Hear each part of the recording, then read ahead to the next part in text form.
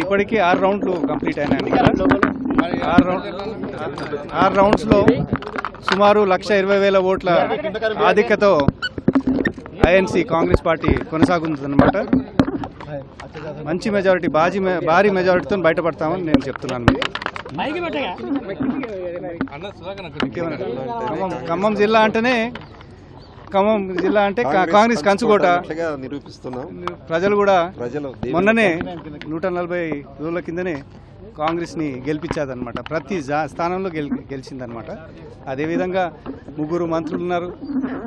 అటు ఉప ముఖ్యమంత్రి భట్టి గారు, తర్వాత తుమ్మల గారు, సీనన్న గారు, అదేవిధంగా రేణుకా చౌదరమ్మ గారు కూడా ఉన్నారు రాజ్యసభలో. అందుకొరకే ఖమ్మం అనేది ఎప్పటికైనా కాంగ్రెస్ కంచుకోట అనమాట. ప్రజలే తీర్పిస్తారు, మీరు చూస్తారు. ప్రజల కోరికే ఇది. For more videos like this, subscribe Big TV channel.